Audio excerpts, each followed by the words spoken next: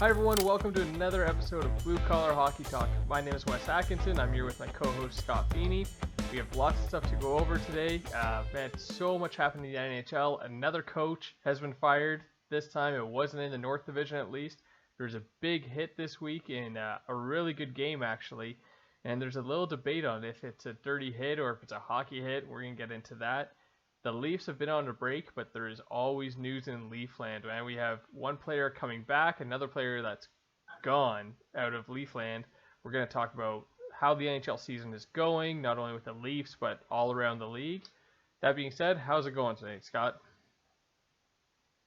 Well, buddy, yeah, I'm doing okay. I don't know. I've got a little bit too much time on my hands. I haven't had a Leaf game to watch in a few days, but yeah, man, no, things are going good. The standings are really tightening up, though, I'll tell you. Yeah, that's something. I think the Leafs, man, they were running away with it, and they let everyone kind of catch right back up to them. Yeah. Being just a Toronto sports fan, none of the teams ever make it easy on themselves. Not one. I'd expect nothing less. And so, like when my girls are coming down in the morning, they'll ask me every morning. It's awesome. Think about it, 7 and 9-year-old girls, and they're coming down. And they're like, "Dad, can we see the standings?" And they're looking. Did the Leafs play last night? Like, no. They're looking. They're like, Winnipeg's catching up. You know, Edmonton's catching up. Montreal's catching up. This isn't good, Dad. I'm like, chill out, girls. This is just how it goes, you know. Yep. And chill out, Leaf fans. We're in a dogfight. The Leafs have apparently wanted a dogfight. Whatever, man. Whatever. Yeah. Well, they're hopefully going to get one of their big boys back, eh? Like Wayne Simmons is around the corner. He might get back this weekend, but it's probably going to be a bit later. I really think this is the kind of guy they need to have back in this lineup. I know. I'm with you. And did we say just a week and a half ago, 2 weeks ago, that Jimmy Vesey was going to be getting just a few more games? Galchenyuk will get tuned up down on the Marlies. He'll get called up. Vesey will lose his shot, and that goes his roster spot. He's a Vancouver Canuck now, man. I think we nailed that. Not to toot a horn or not. Well, that's it, man. Like I really think the Leafs thought they could slip him through waivers. You know, I don't think they really wanted to let him go, but it's what happens when you have some depth, right? You can afford to let a guy like Jimmy Vesey go because, you know what, I would think Galchenyuk can do whatever Vesey did, right? Like, this isn't a huge loss, but I think he did have some chemistry with Spezza. He did. I mean, it's kind of interesting to see, though, like, that was a perfect thing for Vancouver to do. Like, there's no quarantine period. Mm-hmm. He can just come and dress up and join the team. Like, talk about best case scenario for the Canucks. Oh, for sure, man. Like, they are another team that's pressed against the cap, so whenever they can slip in a new guy that has some offensive skill, and I think he can play higher in the lineup than the fourth line. Like, he's kind of in a tough situation with the Leafs, and I do kind of feel that way about a few guys that are stuck playing on the third and the fourth line. Like, they can't really move up. They're never going to get time on the power play, or if they are, it's going to be garbage time or something like that. So it's really hard to show what you can do. Yeah, man. Moving into another team, and then we'll go back to the Leafs. Ever since we had our buddy Dave come on to the show, you said it, man. Like, we didn't do them any favors for that Buffalo Sabres team, eh? Like, there's the coach that got fired. Ralph Krueger has been fired from Buffalo Sabres. They're 0-10-2 in the last 12 games. Mm-hmm. I mean, the firing, it can't be unexpected. He lost the room, man. I mean, Krueger lasted fewer than 2 seasons. Has a year left on his contract? Yeah, $3.5 million coming his way. I don't know. Jesus, dude, like, this team, like, it doesn't even look like they want to be there. And I mean, how could you? Like, can you imagine how it is in that room? Man, it must be so tough because you know, like, they're not an expansion team. Like, this team was built to compete this year. Like, they were supposed to be fighting for the playoffs, and you know, a lot of insiders and different pundits had selected them to be one of those, like, maybe they can squeak into the playoffs. Because, man, think of it, Jack Eichel, Taylor Hall, like, those guys should be good enough to at least drag a team into the position to be competitive, not to be a doormat of a team. Like, they should be winning games, or at least in close games. Like, it is crazy. Like, I have no idea where to start when it comes to the Buffalo Sabres of how do they fix this. No, man. No, me either. I mean, poor Buffalo Sabres fans. I don't know. Like, I hadn't thought of Peter Horchak in a while. Thinking of that guy right now, like this is like remnants of that. Like this team, like you say, to be in that dressing room, it can't be fun. It can't be a good time. Like, yeah, I don't know how you pull through it. And I don't know how. Like, does Jack Eichel at the end of the season actually say, "Yeah, I'm in for another long haul. Let's try something else"? But he's like, not at even what in the point room does right this now. guy?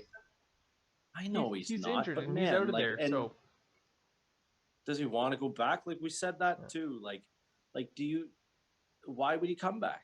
Like, do you think he's played his last game as a Buffalo Sabre? I don't think so, because the being a frozen cap for the next few years, where's he gonna go? Because the thing is, it's not like you can trade him for futures, complete futures, which you would want to do. Like, you would want to trade him for prospects, picks, but you need money in, money out. So would the idea be trade Jack Eichel and get back some very high, like, first round picks, prospects, and take some garbage contracts off another team just to burn off the money? Like, is that what you'd have to do? But if I was a Sabres fan, that's a tough pill to swallow, man. Yeah, I don't know. Like, you're bang on that. Like, to get fed that kind of medicine sucks, man. I don't know, Wes. Did you catch the power rankings that went up? You said the expansion. They're not an expansion team, but did you catch? Yeah. That they did a power rankings and they posted the Buffalo Sabres below the Seattle Kraken. Yeah. That was like, oh man, like I don't even know. I feel like sucks. But you know what? I don't want to hear about this garbage about this division talk of us being in a weak division. We don't get to play the Buffalo Sabres, do we? No. You said it the best, man. Like, you've got the greatest line on it. Like, the Ottawa Senators, and you said it at the beginning of the season, Wes, the Ottawa Senators may be the best, worst team in hockey. And you're not like the parity in our division is insane. But anyways, I'm getting off topic. Yeah, but like let's just jump into some other news that happened. That big hit in the Boston Bruins versus the Pittsburgh Penguins game the other night, man. Brandon Tanev got a 5-minute major and ejected because of the hit he laid out on Jared Tenorti. I didn't think it was a dirty hit. I thought it was a hockey hit. Maybe a charging penalty. That's about it. But I don't know. How did you see it? Listen, like Sidney Crosby, I know early in the career you'd have some people that would say he whined or whatever, but he's not that guy now. Like, he is when you have Sidney Crosby, a world-class international player, arguably, one of the best in the game, when he's saying, I don't know what a penalty is. When you've got Brian Burke, I know I'm talking about guys that are on that team, but he's like, even if I work for Sportsnet, I'd say that's a good hit. Now, in all fairness, I don't know, like, maybe call a charging penalty, but like, maybe. I personally think that I like to see big hits in hockey. I don't like to see if it's an intent to hurt, and I didn't see an intent to hurt there. I saw a really big hit, man, and I'm sorry. I really hope that Tenorti is okay, and I hope that everything's good there. But like, it was a hockey hit, and sometimes you get hurt playing hockey, and it wasn't an intent to injure. I didn't see it as a dirty hit, man. No, you go back to playing hockey as a little kid. Which one of the first things they teach you? Keep your head up. And he didn't have his head up. He had no idea that hit was coming. And it's one of those things where you want to say, hey, you don't want to blame the guy who got hurt. But you know what, though? You're playing a contact sport. You have to be aware of where the other team is, because when you have the puck, you're the one guy that people can hit legally. So you have to be aware, and you have to take safety into your own hands a little bit here. It's part of the game. And I'm not meaning getting hurt or hurting somebody as part of the game. What I mean is that, like, physicality is part of the game. So yeah, man, keep your head up. That's part of it. That's why having those kind of players, it's important. It's not because you have a goon on your team. It's because you have some grit on your team, and you need to know that. You need to have that on your team. You need to know that it's on the other team. And yeah, you got your head down. You're gonna get your clock rung, and it wasn't a head hit. Like, it was a big hit. You know, that's what it was. It was a big hit. So yeah, you got hurt. You had a big hit from a guy that was over like 200 pounds and rock solid. Like, yeah, man. And the You thing might is, get hurt once in a while. It's gonna happen. the thing is too, man, like, again, I don't want to blame the guy who got hurt too much, but where he went on the ice was a dangerous play. Like, when we were younger, we would watch hockey, and it was the rule, not the rule, but like the advice was never cut into the middle of the ice, ever. And he wasn't in the middle, but he wasn't near the edge either. He was in that gray danger zone where if you get hit, you're going to go into the boards hard and awkward.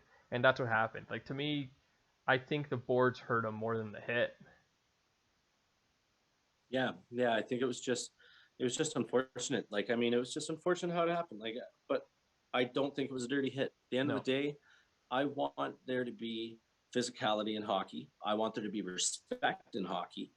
You know, and with that said, I saw none of this stuff getting nothing bad here, man. I want to see that kind of stuff in the game that I'm watching. I don't want to see 5-minute majors. You're out of the game for that. No, I don't.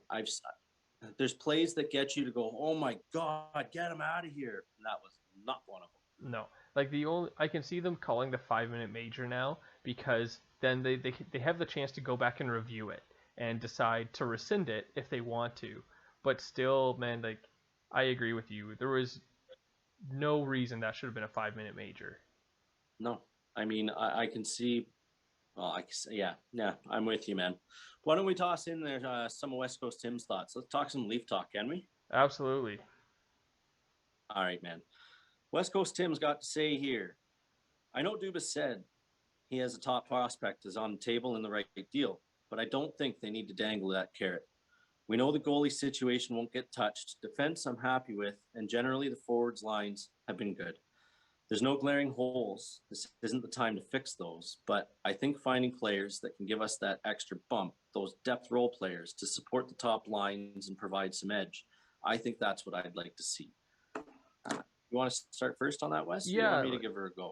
I'll start there. Like, if they're going to trade a top prospect or like a first round pick or something, like, I really hope it's not for a rental player. Like, I don't see anyone out there on the market who's like that. Like, to me, the Leafs shouldn't be targeting Taylor Hall for many reasons. Like, they don't need another skilled guy like that, but it might just be me not seeing something that's out there, but man, the NHL has changed. When we were young, first round picks would go for rental players all the time, and top prospects would go for rentals.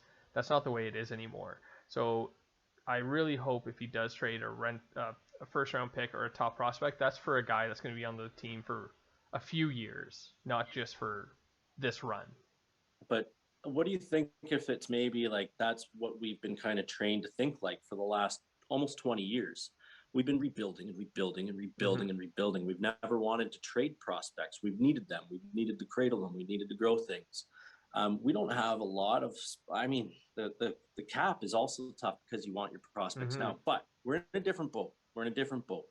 I almost look at it like I want to see the management show the team that there is faith that we can do this and we believe that this is our time. And I actually think that it is, because you can't keep waiting. Like, Tavares is going to get a year older. We're now going to be not knowing what our goaltending situation is really going to look like. Like, right now, you've actually got a decent tandem if you really want to sit here and be honest with each other. Anderson and Campbell, whoever's starting in that net, I feel fairly comfortable. And I've said it before. I hope that Campbell gets healthy, because we've got two 1A, 1B goalies, you know? Like, yeah, I personally see them doing a move, but I hope they don't do like a Taylor Hall. Like, why? Let's go get the coldest guy in hockey that tried to cash in on a no, we don't need to bring that kind of culture into the room.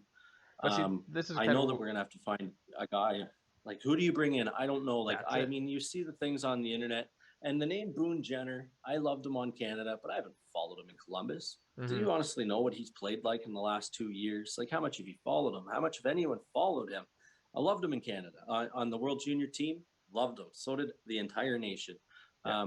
But I mean, he's got a contract through next year from Columbus. You know, and then you hear like him attached with Foligno, who's a UFA, like that kind of stuff. I could see that kind of thing happening. And I mean, I know when he says a top prospect, everybody's like Robertson or Sandin or Liljegren, you know, like honestly, Liljegren, like, do you see him cracking this lineup? No, and I wouldn't consider Do him a you? top prospect. Like I would like a top prospect to me is either Robertson or Sandine. Like that's who I'm thinking of our like top prospects. Or a number one draft pick, right? Like those are the three things that I think are to me, you don't trade those for a rental player. Like you said, Nick Foligno, he's going to be there for the rest of this run. You know, so is it really worth it to trade like Robertson for that? Like, where are you going to put him in the lineup too? Is he going to be on the line with Tavares and Nylander? I Maybe feel it would like if work. you're trading for a top six forward, I think that you are trading for somebody to play with Tavares. Mm-hmm. And I'm not saying Tavares and Nylander because I'm not going to harp on Nylander. I'm not No, really harping on Tavares, but there needs to be something that comes in, and maybe there is something. I don't know what the hell it looks like, man. Like, I don't want them to go and make a big move, but I see them making one. Like Dubas said it, but time's a ticking. mm-hmm. No use doing it closer to the trade deadline if you're going to cross borders. You need them for a few games in the season. I guess to me the biggest thing they could do, it's like Matthias Ekholm out of Nashville, and he's a defenseman, and it would only be for the season. But you got to remember, Justin Holl is like he's having a career year this year, and if he goes down, is there anyone to really bring up to take his spot? Yeah, and I'm not so quick to like unless you're getting a defenseman back in. I'm not quick to move Sandy. You know, like Mm-hmm. I think that kid could be a good player, but I mean, the Leafs have taken a couple looks.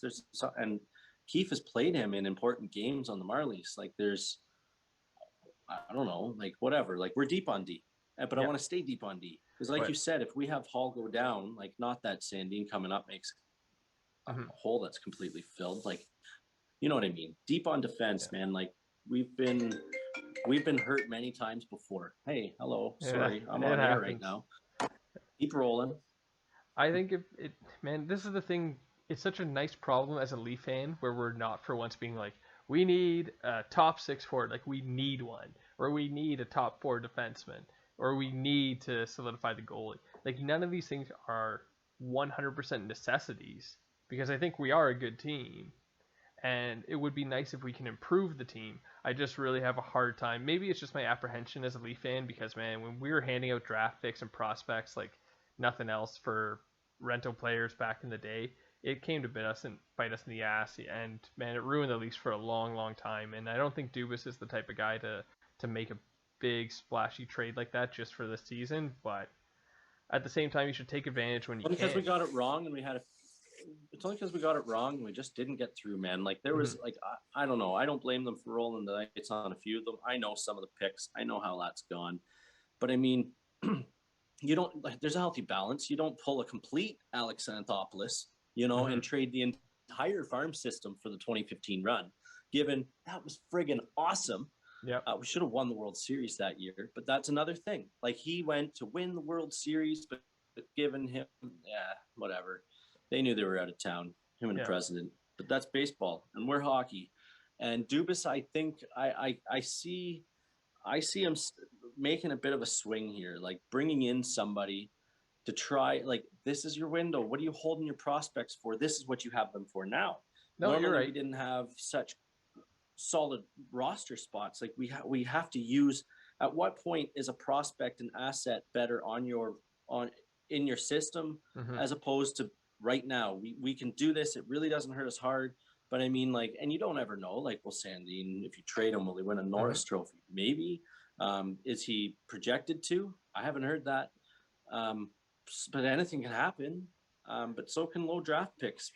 I would Yep. make the move, man. Like you're not like we've got a good team here. It's not like we've got a lot of guys leaving at the end of the year and this is the last swing at the fence.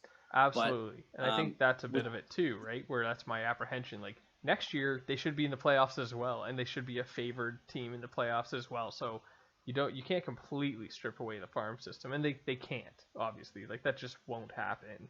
And I think what Dubas said last year at the end of the season when after Tampa won the cup, he's like, they won the cup because their best players were the best players on the ice, like game in, game out.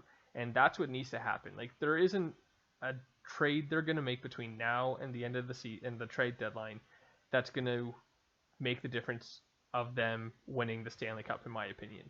Like, you need Matthews, Marner, Nylander, Tavares, Anderson, Riley, Muzzin. Those guys all need to perform if we're going to win. You're 100% right. And I guess really, I mean, I've said like a guy to play with Tavares and stuff. I'm not really looking for a top 6 talent. I'm looking for somebody that's going to mesh well with this chemistry. And I guess the way Tim put it, someone that's going to, be that extra bump, that depth player kind of guy, there's those deals. I don't see it being some big name that we're going to have to unload big things. I guess we're going to be in talks with different teams, but it should be interesting. There's going to be a move. I don't know how big it's going to be. I wouldn't say it's going to be earth shattering, but I do think we'll bolster our lineup. Yeah, I think so too. I think like depth is key, right? And to me, if they went out and traded for a guy like Eric Stahl to solidify the bottom 6, like that's a great trade. And that's a guy that you can move up and down the lineup. And you know what? If you have to trade a second round pick at most for him, I would be like, let's do it. Why not? Even though it's a divisional team in a regular year, whatever, because that's something that you want to do. But, and it makes the team better. Buddy, trade your draft picks to Buffalo. I mean, yeah. I tell you right now, they're not going to draft anyone good anyway. They don't pay anyone in the scouting department to do it. So holy smokes, they prove that right now, don't they? 12 in a row. Yeah. Well, anyway, as much as we're talking up the Leafs, how about we talk about the last game, man? On Sunday, it feels like way, way back. They lost 4-3 to the Ottawa Senators, and that score is not as flattering as the game was, man. Like that, they were out of that game way, way before they got those 2 goals to make it close, in my opinion. Hey, West Coast Tim is a pretty big supporter of this team. When I say pretty big supporter, I mean, I really don't know anybody else that follows this team closer. And he had enough of it, man. Like he was just like, this is awful. Like, doesn't even feel like to try. And I'm like, dude, like it's like they got the net pulled like 6 minutes to go. Mm-hmm. There's, like they just scored 4-2, and he's just like, but why? Like, why now? Like, why are they playing like that now? What the hell? Why aren't they doing that all game? And the valid question, because they just didn't step into the game. Like this is a team that we're supposed to go in there and handle. And we're playing 500 hockey against them pretty much, right? Mm-hmm. And or something close to it. Pretty and I'll tell you, I ask you, and I ask anybody that's watching this, I don't know, we're only a week and a half ago that people were friggin' going nuts about, I'd play Hutch instead of freaking Anderson. Mm-hmm. Now, 10 days later, I asked this question, and I'm not asking it in a rash way. I mean it. Have we seen Hutchison play his last game as a Leaf? I hope so, in the best way possible. Like, hoping that Campbell can come back and Anderson, is Anderson for the rest of the season. And that way Hutchison doesn't have to play for the Leafs. Yeah, like, I think you have to keep him away. Can you imagine if there was a Toronto crowd to be sitting and watching that stuff? Oh. Like, I couldn't even imagine. Like, if there's ever a benefactor of nobody being in the stadium, it's Mr. Hutchison. And I'm sorry. Like, I was just trying to shut up about him. But I don't know, man. Like, those were goals that just kills a team. How the hell do you come out and onto the ice and think we're down 2-0 after that? Like, really? Mm-hmm. Come on, man. Like, I don't know. Like, that is deflating. It can't happen. And I don't know. I want to see some back tapping from Campbell, but I hope he's healthy. I hope he's in Saturday night's game for game 2 coming up. But anyways, we'll keep talking about Ottawa, man. Like, that game, you're right. They were out of it. Freddie came in. He had a pretty decent night. I mean, he kept us in the game. Well, he did, mostly.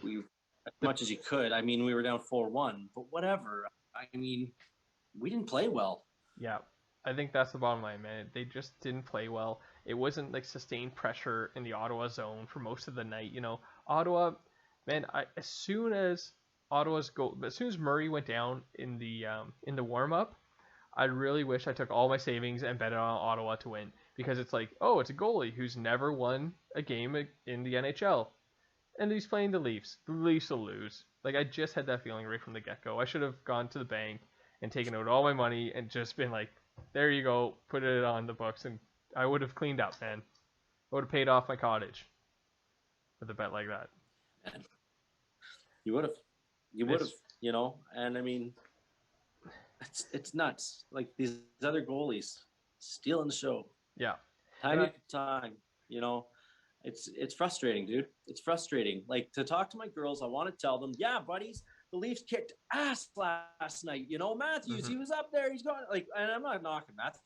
This guy's playing like a beast, but I'll tell you, the whole team needs to do it. And you need to go out there and be the better team when you're playing against your last place team in your division. Yeah. You just have to. You're the first place team. These Leafs had a choice of having a cushion ride to the playoffs and having it. People say that we're in an easy division. It's not so easy now, is it? Take a look at first through the end of this. Like, dude, there's like 7 points of separating 2 through 6. Check out all the other divisions. It's not like that, folks. We're not in the easiest league in the or division in hockey. I would dare say the parity is the most here, and easy points, they don't happen. They don't happen.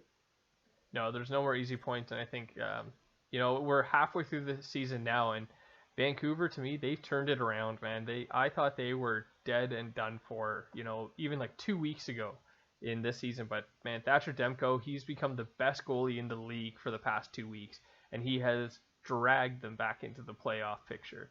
Like, just, they could go on a run. They could make it in. And, man, 2 weeks ago, not a chance I would have said something like that.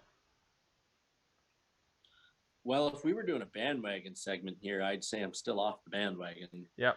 They've got a hot goalie going, man, and they're playing hot hockey. Good for them. Bank up some points. I just don't think that they have what it takes to keep going. Like, I think Calgary is going to be a pretty hard team in the second half. When you've got Sutter coaching that team, we've now got a hard-nosed hockey team. That, I mean, I don't know if the players, I say that, they're going to have a coach that demands hard-nosed hockey from the team. How about that? And we're going to see how the team responds to it, because that could be a game changer from them. They could be a team that's going to be battling and pushing. Well, Montreal, watch your back. You know, like, keep winning games there, Habs, because I don't think that they will. I think the Habs are in trouble. Halfway through the season, our North Division's been fun. Yep, it has been fun. And, like, you know, you were saying with how equal the division is, it makes every game matter that much more. Because, you know, about 2 weeks ago when the Leafs were just cruising through the division, I was hearing all over talk radio about, are you getting bored with the North Division yet? Is it, you know, are we just sick of it? Are we glad this is only a 1 year thing? And, man, it is, the Leafs have dragged everyone back into it, and it is super interesting. Like, I'm scoreboard watching already, and we're halfway through the season. Like, we're talking about parity here, and I'm just looking at the standings, you know, and I had said there in that little rant about 2 through 6, go check it out for yourself. But in case you don't, I'll tell you. So the West, second place through 6th, and I'm saying that because you got playoff teams and then some near the bottom, right? There's 9 points in those guys. Whatever. You got the Central Division. They're sitting there, and there's 17 points. The East, there's 20 points separating, you know, and then the North. We've got 7 points, you know, like the North, and I guess I'll go down and say the West. They look like they're the 2 toughest divisions in hockey.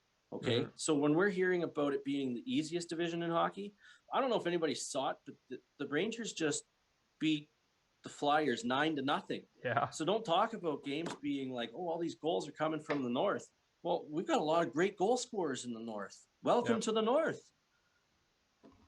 Yeah, speaking of all the teams in the other divisions, has there been a team that surprised you this year? Well, okay, a team in a positive way has got to be the Florida Panthers. I mean, you can't say enough about having an experienced, solid coach to develop a system of winning ways, and they've got that in place in Florida. I would say that they've kind of caught my eye, man. Like, would you have ever said that halfway through the season they're going to be tied for first with the Tampa Bay Lightning? No, not a chance, man. No way. Yeah, they always seem to be in the game. Like, every time I watch the highlights, they're always winning. Like, they've lost 9 times, and 4 of those were in overtime. No, I saw that. Do you have any players that you've got kind of that caught your eye? Any stories or anything? I think Patrick Kane, man. Patrick Kane has jumped out as one of the best players in the league again this year, man. It's a treat to watch Showtime, and he's dragged the Chicago Blackhawks into a playoff spot. And you think Taves isn't there this year, so it's just him, and he could win the Art Ross this year. He could win the MVP as well, man.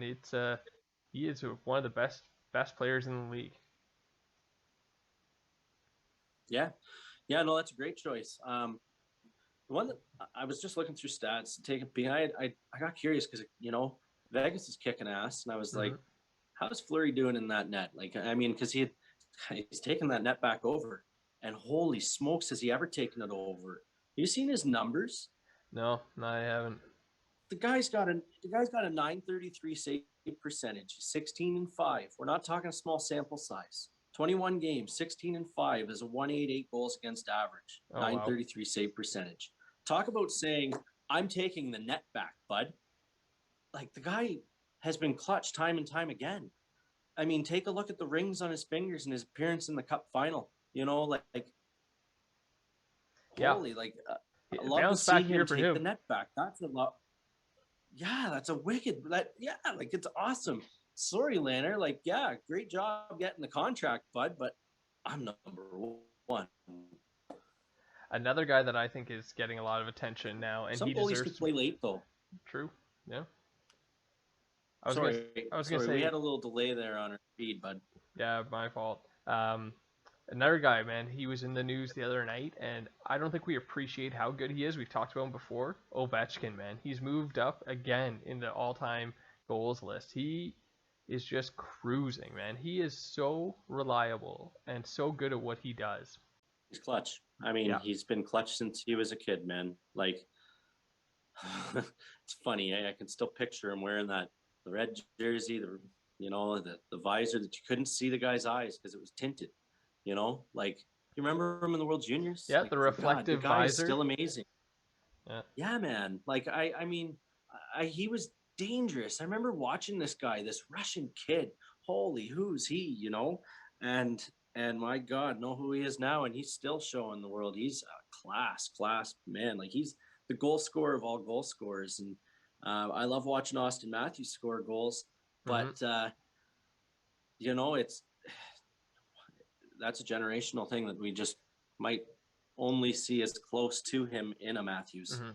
And I think the thing is too with Ovechkin, and the next time I have the chance to go see Washington play, I'm going to take advantage of it because he is on the back nine of his career, and I want to say I saw the best goal scorer live, because we might never see another hockey player like this ever again, because you think of all the luck needed to do what he's doing. He's consistently healthy.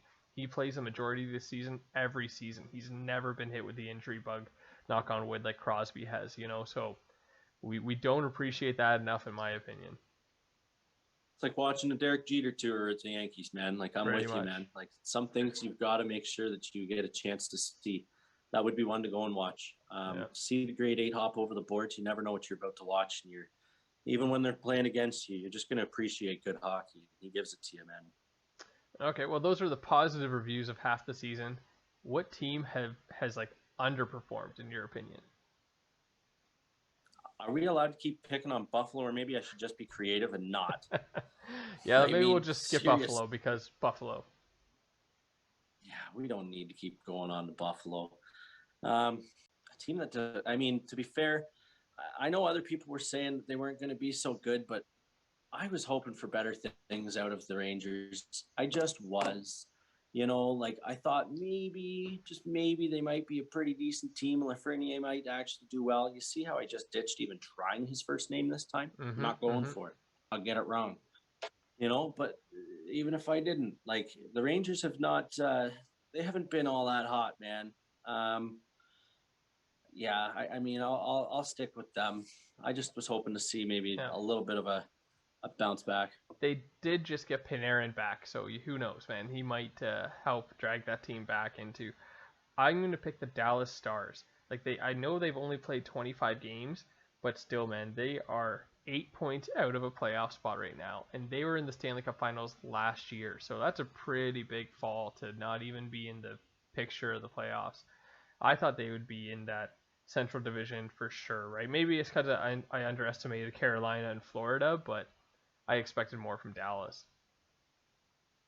Yeah, and I mean the way that they played last year in the playoffs, there, like they were they had a pretty decent little run for themselves. So I hear you, man. At that division though, like that's pretty wild how Detroit, Nashville, and Dallas, like they're just giving points up, man. Like I don't know.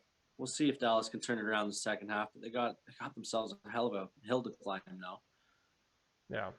Man, well, how about players that have disappointed us, man? I will pick on Buffalo, and I am going to pick Jack Eichel. He's played 21 games. He has 2 goals. 2 goals, man. He does have 16 assists, but still, man, you're making $10 million a year. You need more than 2 goals. I'm with you. I mean, it's awful. Like you want to say that you're the captain and you're unhappy. Well, how about at some point or another, you have to put your team on your back a little bit. I mean, Matt Sundin didn't play with great teams every year, but yet he still was a point per game player. You know what I mean? He produced. He did. When he was on the ice, there were quality minutes. And for years, we heard he never had a line mate to play with. And it's true, unless you're going to go, hey, he had McGillney. What, for a couple of years? He played here for like 13. Like there were so many seasons that it was just not even close to calling it top tier talent. So Eichel, great choice. I'm going to stick with the Buffalo Sabres because when you lose 12 games in a row, when you have players on the team that are getting paid what they do, and I don't want to hear about the Leafs players getting paid what they do. Guess what? They're top 4 scorers on their team right now, aren't they? I mean, I guess Morgan Riley is in there, but whatever, top 4 forwards, okay? I mean, I'm going to say Taylor Hall. You want to go out there and bet on yourself, put a 1-year contract on yourself. You want to go to a team to say, I'm going to go play with some guys that I think I'm going to get some points. And then none of you get points, including yourself. I'm sorry, man. Like you should have knocked this out of the park. You're 2 years removed from winning the MVP of the league. That guy, I mean, you bet on yourself. It was clear. It's all about the money. This is all that this is. I'm going to try to hit a home run. It's nothing about Buffalo. Yeah. Well, not only didn't you swing and miss, you're in a 12-game skid on your current club. I don't know what kind of contract that boy's going to be getting. Man, I think it's going to have to be another 1-year show me contract because who's going to want to pay him big money coming up? You know, I don't think he's not going to get anywhere near $9 million. Oh, at half the price, of what he did now. Like, I'm sorry. Why are you going to pay him more than you did Tyler Ennis? You know what I mean? Or like Mason Raymond. I'm literally talking about guys that produced way more than Taylor Hall has this year. Yeah. It's crazy, man. Wild. Well, that's halfway through the season. I'm sure we're going to pick up on that as the season goes. But, man, I got a double shot of this day in hockey history, and they're both 2 pretty cool things. The first one, 1945, Maurice Richard of the Montreal Canadiens became the first player in the NHL history to score 50 goals in one season. And back then, there was only 50 games. So that's an amazing accomplishment, man. What do you think of that? It's amazing. And I mean, there's a reason why there's hockey books. That kid's book, I think, is called The Hockey Sweater. And there's a reason why kids really did all go to the ice rink and wear Maurice's number. Yeah. You know, they all had his jersey on his back. And there's a reason why there's that picture on our $5 bill a few years back, circulation now, but it was. I don't know if you knew that, but it was on our $5 bill for a number of years. And I think it's one of those things. Like, that's incredible stuff. Yeah, it's one of those things too we take for granted because, you know, people say, oh, back then, you know, people could score 50 easier and stuff like that. But no NHL player scored 50 goals in a season again until 1960-61. So it's a 15-year gap until someone else did it. And then it didn't happen again until 50 goals in 50 games until Mike Bossy, the Islanders, did it between 80 and 81. Like, so those are some pretty big things to do, man. It is. I'm with you, man. That is a pretty cool stat.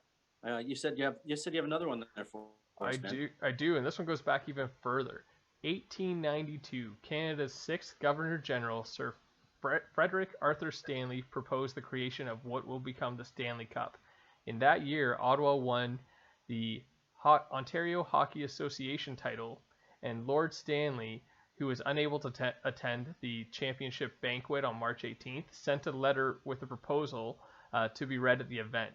And the proposal was met with positive reaction, and the first cup was awarded to the Montreal Hockey Club in 1893.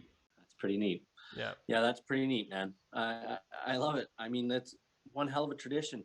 I bring up my girls a little bit here, but we were just talking about it, and they said the Stanley Cup is the coolest trophy in sports, eh, Dad? And I looked at them because, I mean, they've seen it all. And you know what? Yes, it is. Holy smokes. Like, talk about tradition captured on a cup, built on itself, and just shows, like, the past champions. You're carrying greatness with you. What a cool cup that was. And it's pretty neat, you know? It's pretty neat that it goes that far back, man. Yeah. Holy. Well, let's bring it to the future. How about we talk about the upcoming Leaf games, man? We got a 2-pack against the Calgary Flames Friday and Saturday. Well, the first one, they're going to be in their St. Pat's gear. So, how do you think the Leafs will do, man? You thought Tkachuk was going to play hard before. That was before they got Sutter as the coach. Sutter has a weapon. He has a weapon in Tkachuk. Let's not kid ourselves. That team's going to be tough, man. That's 4 points that are going to be really hard. I think that points are going to be tough to come by. Every game matters now. Every game, we've said that all along, but when you're this tight, every single game matters now. And I mean, we're recording right now. I haven't looked at the score, but I mean, there's an Edmonton-Winnipeg game going on right now. I haven't checked the score once, and I would tell you right now, if I was betting on Proline, I'd be betting on that being a 3-point game. Yeah. That has 3-point game written all over it. Over it, you know? And I mean, that's the kind of thing that's going to be happening. So when we're going in and playing against Calgary, we have to see it as nothing other than currently they're sitting in the bottom half of our division. We need to come out with the majority of the points in these 2 games. Yeah, I think the Leafs are going to win both games, man. I feel good about this. I really hope they come out flying on Friday. They've had some time to rest and relax and recover. Man, I want them to win. I feel that they're going to win. They will win. I agree. This team they have to be hungry. They've got to be hungry. They know what's happening right now. They know that they need to win these games. And when we're thinking, I hope that I was upset they didn't show up against Ottawa. That won't happen now. You had a week to really figure out what's going on. Keefe wasn't happy. You know that they didn't just sit there and go, we'll wait till the next game. They've worked on stuff, and they're going to come out with things hopefully figured out a little bit. And I'm with you. 4 points coming out of these next 2 games. Yeah. Well, I think that's all we have to talk about today, unless you have anything else you want to add last minute here. No, I think I'm good, man. I'm just looking forward to Leaf hockey, man. Yeah. Bring it on. Exactly. Well, if you like what you see in here, like, subscribe, follow us on Twitter at BlueCollarHT, or email us at bluecollarhockeytalk@gmail.com. All right, and as we say every time, go Leafs go.